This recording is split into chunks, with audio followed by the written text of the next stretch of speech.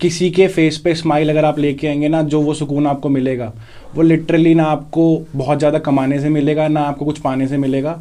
वो बहुत different level का सुकून होता है और किसी की खुशी का रीज़न बने।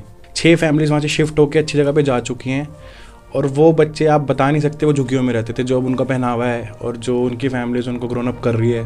4 स्टेज कैंसर से वो लड़के वो औरत वापस आई है और वो औरत अभी बिल्कुल बढ़िया है। और उनका सिर्फ एक सपना था, मेरा बेटा बहुत अच्छा डांस करता है, मेरे को अपने बेटे को देखना आगे जाते हुए। और उनके बेटे के भी इंस्टाग्राम पे आई थिंक 30-35,000 फॉलोअर्स हो गए हैं। वो वीडियो डालते ही गरीबी है वो सबसे बड़ा श्राप है।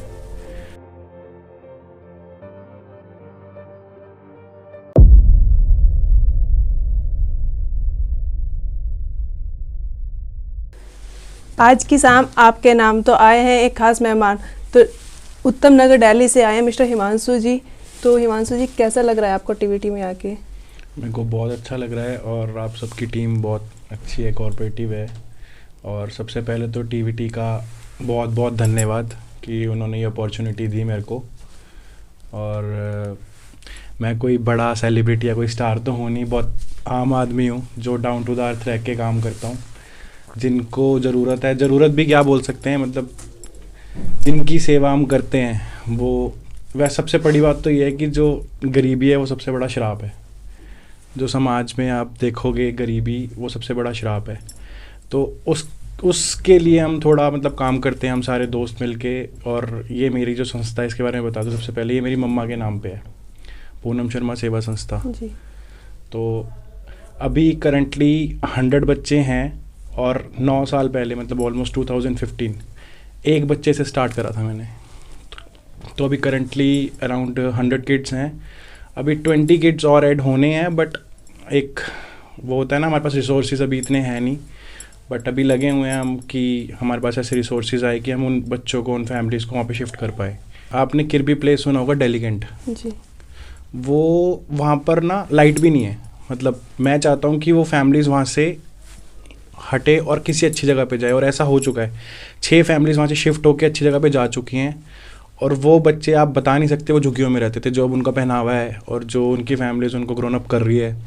एज अ ड्राइवर उनके पापा को जॉब दिलवाई थी मैंने, एज लाइसेंस वगैरह सब बनवा के, उनको ट्रेनिंग क्लासेस दिलवा के।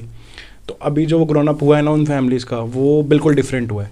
तो मैं चाहता हूँ कि जो अभी वो बच्चे हैं और उनकी फैमिलीज़ है, वो ऐसे ही उन स्लम्स से, उन झुग्गियों से बाहर निकले और अच्छी जगह पे जाके रहे, ताकि उन बच्चों का ग्रोन अप भी हो और उनको एजुकेशन भी अच्छी मिल रही है। अभी जब मैं उनके साथ जुड़ा था तो वो बच्चे गुटखा, बीड़ी, सिगरेट सब करते थे। अभी वो बच्चे इतने डिसिप्लिन्ड है ना, आप उनके पास जाके देखो। मैं खुद आपको अपॉर्चुनिटी, मैंने अभी आते ही बोला कि आपने जैसे मेरे को अपॉर्चुनिटी दिया, मैं भी उस वे में आपको अपॉर्चुनिटी दूँ, आप आओ। तो आप जब आएंगे ना, आप खुद देखेंगे वो बच्चे सुबह उठ के नहाना, उनके डांस क्लासेस वगैरह सब। वो मैंने कोलैब करा हुआ है एक NGO के साथ, तो वो टीचरें आती हैं उनको सिखाना, उनको पढ़ाना लिखाना। तो बच्चे सुबह 10 बजे, जैसे अभी छुट्टियाँ चल रही हैं तो 10 बजे उठना, उन्होंने उठ के अपना क्लासेस ज्वाइन करनी और अपना डांस करना, सब कुछ करना।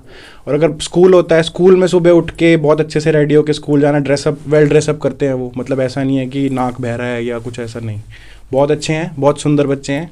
और उनका फ्यूचर यही है कि एटलीस्ट वो आगे चल के उनको अच्छी जॉब मिले और एक अच्छा रहन बसेरा मिले।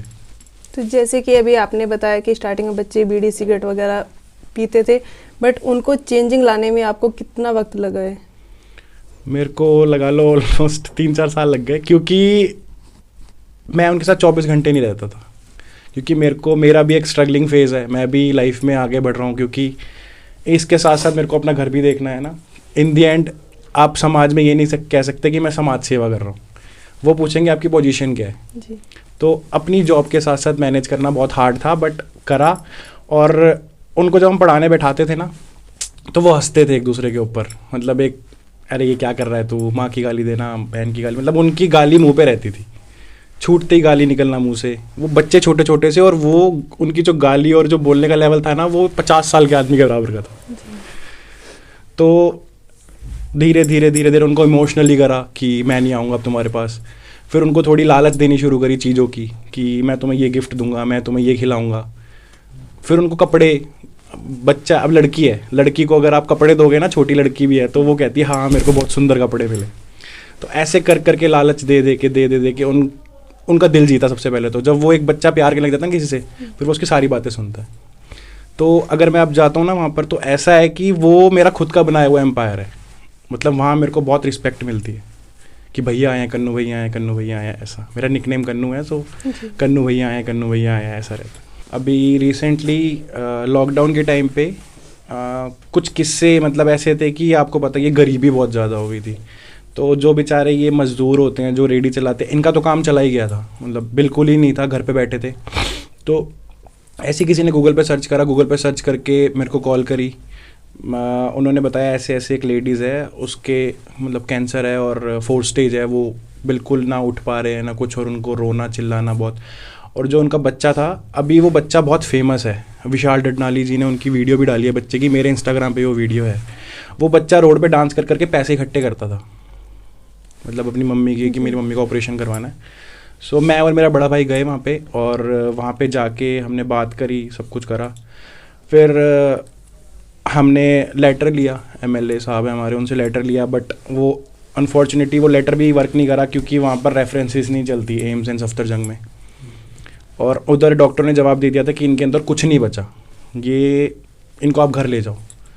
बट कहते हैं ना कि ऊपर वाला जब कहता है कि जब तक तुम्हारा टाइम नहीं आया, जब तक मैं तुम्हें नहीं बुलाऊंगा, तुम एंजॉय करो नीचे। तो मैंने खुद मतलब फ़ंड रेज़ करा जगह जगह पे जाके। फिर मेरे पाजी हो रहे कनाडा में, सो कुछ फंडिंग वहाँ से हुई। बहुत धक्के खाए इधर उधर। मैं लिटरली हॉस्पिटल से डरता हूँ, मैं नहीं जाता। मेरी मम्मी एडमिट थी, मैं तब नहीं गया, सोचो मेरे को इतना डर लगता है हॉस्पिटल में जाने से। बट उनके लिए फ़र्स्ट टाइम मैं हॉस्पिटल गया, ठीक है। मैंने सारी फैसिलिटीज़ जो भी होती है, कि मैं ऐसे NGO से हूँ और मैं सारी इनकी रिस्पॉन्सिबिलिटी लेता हूँ अगर कुछ होता है तो, क्योंकि NOC वगैरह पे साइन करना होता है कि अगर आप कल को कुछ कर रहे हो तो वो होगा, मतलब आप रिस्पॉन्सिबल हो, ठीक है। कीमो होने थे उनके बैक टू बैक, कीमो पे काफ़ी पैसा लगता है, वो पता ही होगा आपको। तो बहुत स्ट्रगल फेस था, मेरी कुछ सेविंग्स थी, मैंने अपनी कुछ सेविंग्स निकाली, सब कुछ करा, एंड नाउ वो बिल्कुल ठीक है। 4 स्टेज कैंसर से वो लड़के, वो औरत वापस आई है, और वो औरत अभी बिल्कुल बढ़िया है।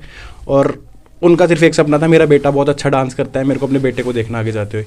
और उनके बेटे के भी इंस्टाग्राम पे आई थिंक 30-35,000 फॉलोअर्स हो गए हैं, वो वीडियो डालते ही, और अभी उसको शोज़ मिल रहे हैं लड़के को, और उनका घर बहुत अच्छा चल रहा है। तो अभी वो बिल्कुल ठीक है? बिल्कुल ठीक है। एक चीज़ हो रहा है जो हम ये बच्चों के लिए कर रहे हैं, इसके साथ साथ हम कुछ चीज़ें और करते हैं, लाइक रोड पे खाना बांटना। जैसे हम क्या करते हैं, हर वीकेंड पे सैटरडे संडे हमारा ऐसा होता है कि हमने 100 टिफ़िन्स पैक करा लिए, और वो पैक करा के हम जिस जगह पे लाइक जहाँ पर बहुत ज़्यादा गरीबी है, लाइक आपने पीरागढ़ी देखा होगा, विकासपुरी देखा होगा, जो फ्लाईओवर्स के नीचे होते हैं, वहाँ जाके खाना बांटना। 100 टिफ़िन्स हम बांटते ही बांटते हैं। और साथ साथ हम रेस्क्यूज़ भी करते हैं, जैसे जो बहुत बुजुर्ग हैं, मतलब बिल्कुल रोड पे हैं, मेंटली डिस्टर्ब हैं, बहुत गंदी हालत में हैं, उनको लाना, उनको बिल्कुल साफ़ सुथरा करना। हम क्या करते हैं कि उनको ना जब लेके आते हैं, उनका फेस दिखाते हैं शीशे में कि आप देखो, ठीक है, वो बहुत गंदे होते हैं। फिर उनको नहलाना, उनको साफ़ करना बिल्कुल अच्छे से, फिर उसके बाद उनको दोबारा दिखाते हैं आईना। अगर उनके फेस पे हंसी आ गई, दैट मीन्स कि उनको जीने की इच्छा है, अभी भी है। तो वो लिटरली देख के जब करते हैं ना, अपना ऐसे करना, बाल बूल वो सब जब हटते, क्योंकि वो मेंटली डिस्टर्ब तो वैसे ही होते हैं। तो अब मेरी सिर्फ एक वो है इस वीडियो के थ्रू भी और हर चीज़ से, कि अगर ये चीज़ आगे जाए, आप गूगल पे सर्च करेंगे, आप मेरा कॉन्टैक्ट नंबर जो है लाइक 7836880100, अगर आप वीडियो के थ्रू भी ये चीज़ जाए, तो 24/7 365 डेज़ हम सेवा के लिए हैं। क्योंकि ये चीज़ मैंने अपनी मम्मी से सीखी है कि सेवा से बड़ा कोई कर्म नहीं है। और मेरी एक वो है कि हम जितना कमा रहे हैं ना, मैं किसी को नहीं बोलता, मैं अपनी सैलरी में से 10% हर मंथ निकालता ही निकालता हूँ। तो एज अ इंसानियत, एज अ मैन, हम चाहते हैं कि उनकी हेल्प हो जिनको सच में नीड है। आजकल फेकनेस बहुत है, दिखावा बहुत है, बट मेरे अंदर ना कोई ऐसा दिखावा है। मेरे दोस्त तक बोलते हैं भाई कुछ तो डाल, कुछ तो डाल। मैं सोशली भी बहुत रेयर एक्टिव रहता हूँ, मैं इतना एक्टिव नहीं रहता, बट ये है कि सोशली एक्टिव रहने से और एक सेवा करने से, इन दोनों की ठीक है कॉम्बिनेशन है, क्योंकि लोगों को दिखना चाहिए हेल्प हो रही है। बट कुछ चीज़ें बहुत ओवर, लोग जो होते हैं बहुत ओवर करते हैं। आप एक जगह गए बांटने, आपने 10 बार शो कर दिया आज का जो है। लेकिन मेरा है कि अगर हम एक जगह गए हैं, एक जगह हमने सिर्फ नॉर्मली एक शूट कर दिया, एक वीडियो डाल दी और डाल दी, कि लोगों को पता लगे कि हाँ आज इस एरिया में हेल्प हुई है। और एज ए NGO, मतलब जो हम NGO रन कर रहे हैं, उसमें बेसिकली है कि आपको थोड़ा बहुत तो डालना पड़ेगा ताकि लोगों को पता लगे कि हाँ सच में ये लोग हेल्प कर रहे हैं। तो सर आप फ्यूचर में अपने आप को कहाँ तक मानते हैं? मानना तो मतलब ठीक है, मेरा ये मानना है बेसिकली जो जिस चीज़ से मैंने ये शुरुआत करी थी, मतलब मेरा जो मोटिव था, अब आगे बढ़ते बढ़ते तो मैं अब रोड साइड भी सेवा करने लग गया और भी चीज़ें करने लग गया, बट मेरा जो मेन मोटिव है वो बच्चे जो झुग्गियों में रह रहे हैं, जो रोड साइड रह रहे हैं, जिनको एजुकेशन नहीं मिल रही, जो लड़कियां हैं जिनको गुड टच बैड टच का आइडिया नहीं है, इवन आपने वो देखा होगा सैनिटरी पैड्स वगैरह, वहाँ की औरतों को पता ही नहीं है वो क्या होता है, वो आज भी 90s की ज़िंदगी में जी रही हैं। तो मेरा सिर्फ मेन मोटिव है कि वो लोग जो है ना वो निकल के सामने आए, उनको पता लगे कि हाँ ये सब कुछ भी एग्जिस्ट करता है, और जो वो बच्चे हैं वो सिर्फ उस तक ना रहे कि मेरे को दिहाड़ी करनी है, मेरे को आगे चल के मेरे पापा दिहाड़ी कर रहे हैं तो मेरे को भी दिहाड़ी करनी है, क्योंकि वो टैलेंट ना वहीं से निकलता है। इवन मैं जो हूँ, मैं भी ऐसी जगह से निकल के आया हूँ, मेरी फैमिली का जो बैकग्राउंड था बहुत लो हो गया था, बहुत हाई से लो हुआ था, और वो बहुत स्ट्रगल करा। मम्मी की कहानी बहुत डिफरेंट है, मम्मी ने बहुत स्ट्रगल करा, हमको पाला पोसा बड़ा करा, इवन कभी काली चाय पी रहे हैं, रस खा रहे हैं, ऐसे सो रहे हैं, तो बहुत स्ट्रगलिंग फेज था। वो फेज देख के मैं यहाँ पे आया हूँ, और मैं चाहता हूँ कि जो हमने देखा है वो कोई और ना देखे।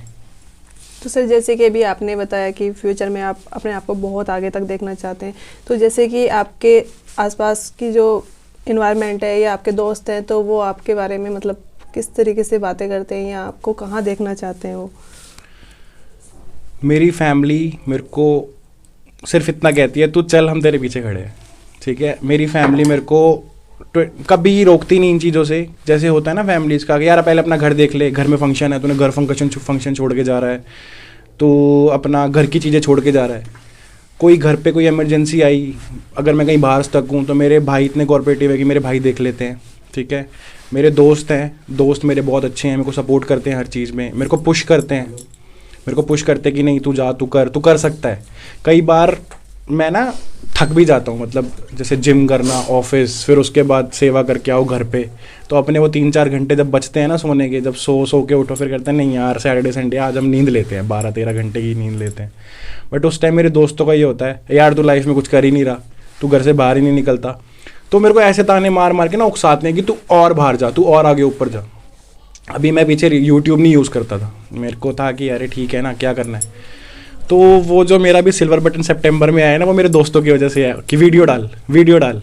अब वो वीडियो डाली, वो मिलियंस में चली गई, और उसके बाद कैसे सब्सक्राइबर ऊपर के पता ही नहीं लगा। तो मेरे दोस्त और मेरी फैमिली बहुत सपोर्टिव है इन चीज़ों में।